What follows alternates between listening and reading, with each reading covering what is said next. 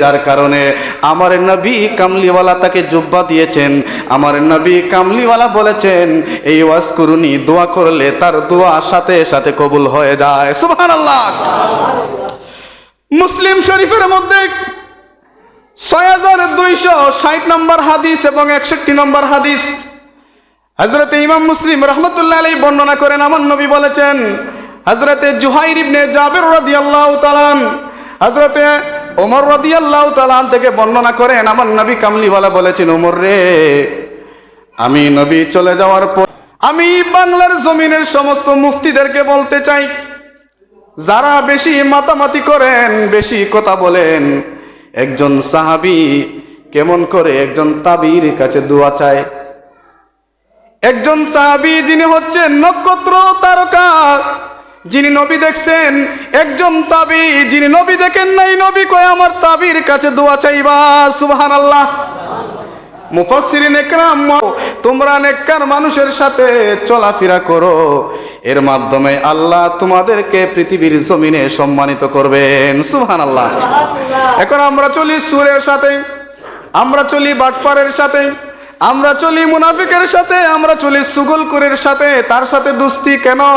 সুরে সুরে দুস্তি, আরেক সুরে বিয়া করে আরেক সুরের হালি, ঠিক কিনা বলেন?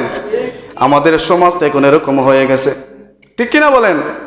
আমরা নেককারদের সাথে চলি না, নেককারদেরকে বরংস পাইলে সুযোগে সমাজে হেনাস্তা করি, ঠিক কিনা বলেন?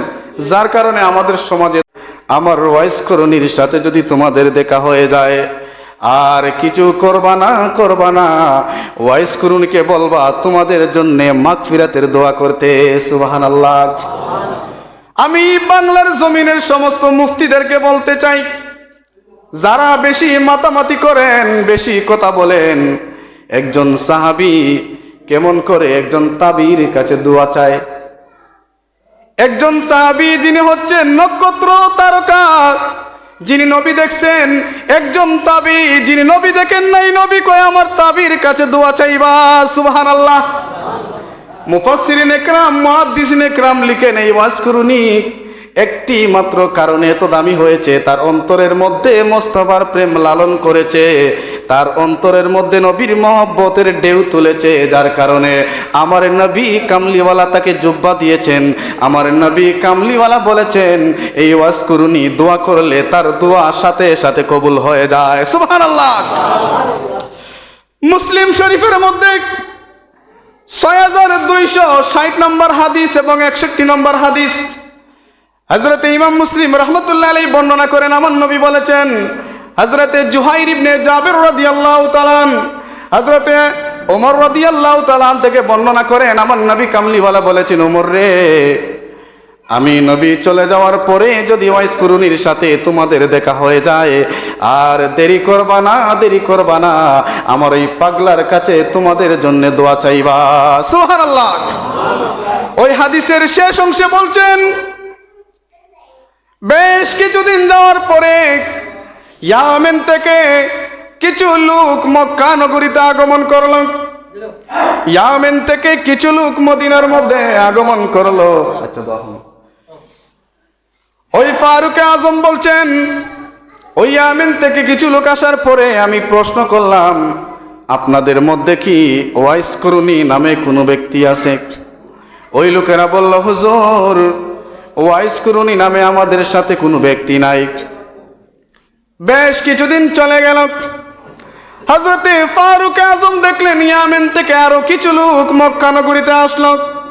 হযরতে ফারুক আজম বললেন, আপনাদের সাথে ওয়াইস নামে কি কোনো ব্যক্তি আছে? একজন লোক বলল, আমাদের সাথে ওয়াইস নামে একজন ব্যক্তি আছে, সে বাহিরে গেছে। ফারুক আজম বললেন, তোমার কাছে আমার অনুরোধ, ওই ওয়াইজকুরুনিকে আমার সাথে সাক্ষাৎ করে দিবা। ওই ব্যক্তি হযরতে ওয়াইজকুরুনিকে খুঁজে হযরতে ফারুক আজমের সামনে নিয়ে আসলো। নিয়ে আসার পরে ফারুক আজম বললেন, আপনার নাম কি ওয়াইজকুরুনি? তিনি বললেন, আপনি কি জন্য আমার নাম জিজ্ঞেস করছেন? আমি তো আল্লাহর একজন গোলাম, নবীর একজন প্রেমিক। হযরতে ফারুক আজম বলছেন, আমি আপনার পরিচয় চাই, আপনার পরিচয় জানাটা আমার জন্য খুব জরুরি। ওই পাগলায় ডাক দিয়া কয়, হ্যাঁ আমি ওয়াইজকুরুনি, আপনি কি জন্য আমাকে প্রশ্ন করছেন? ওই ফারুক আজম বলেন, আপনি কি আমাকে চিনতে পেরেছেন? হযরতে ওয়াইস কুরুনি বলেন, আপনি হচ্ছেন বর্তমান সময়ের আমিরুল মুমিনিন, আপনি হচ্ছেন আমার নবীর অত্যন্ত স্নেহাশীষ সাহাবী, আপনার নাম ফারুক আজম। সুবহানাল্লাহ। দেখেন, আল্লাহর ওলিদের সব খবর আছে, সব খবর জানা আছে, কিন্তু সবাই ধরা দেয় না।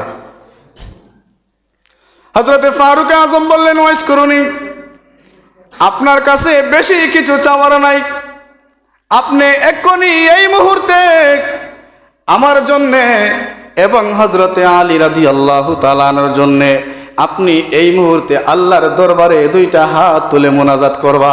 সুবহানাল্লাহ। নেককারদের কাছে দোয়া চাওয়া দেখছেন? নেককার মানুষের কাছে দোয়া নেওয়া, দোয়া চাওয়া উভয়টাই দরকারি। হযরতে ওয়াইস কুরুনি বলেন, আপনারা হচ্ছেন নবীর সাহাবী, আপনারা নবীকে দেখেছেন, আপনারা আমার কাছে দোয়া চাচ্ছেন, যাক আমি আপনাদের জন্য মাগফিরাতের দোয়া করে দিলাম।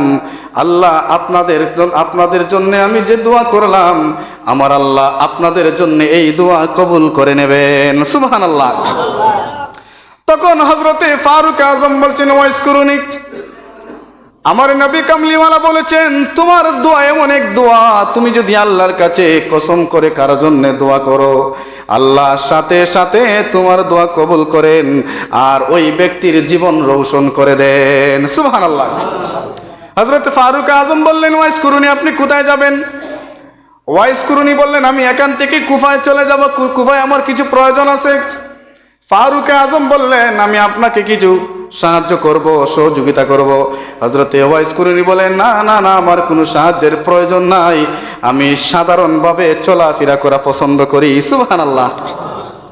ওই ওয়াইস কুরুনি কুফায় চলে গেলেন, কুফায় কাজ শেষ করে ওনার বাড়িতে চলে গেলেন।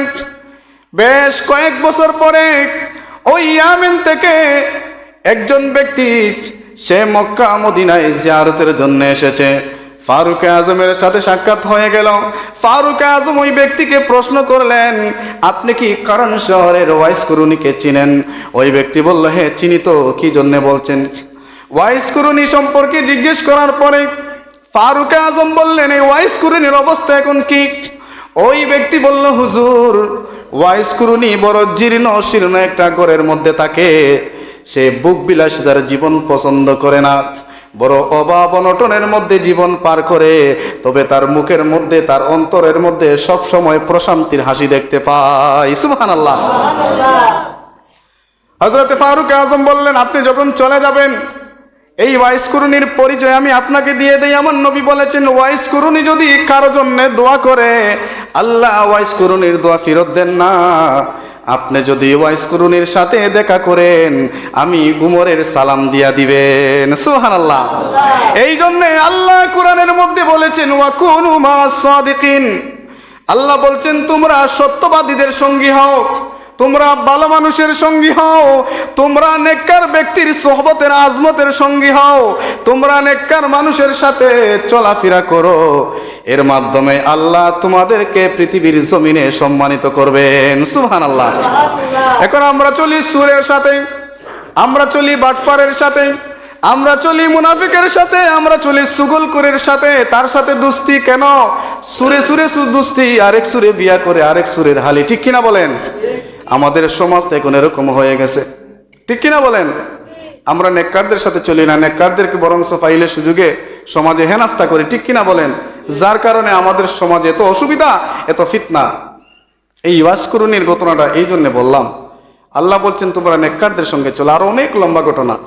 হযরত ওয়াইস কুরুনির ওনার মাজার হচ্ছে বর্তমান ওমানের সালালা। যারা ওমান গেছেন, ওমান থাকেন, বিশ্ববিখ্যাত ইতিহাসবিদ বলেছেন যে হযরত ওয়াইস কুরুনির মাজার হচ্ছে ওমানের সালালা। আবার হযরত ইবনে বতুতা রহমতুল্লাহ আলাইহি তিনি বলছেন ওনার মাজার প্রথমে ছিল তুর্কি।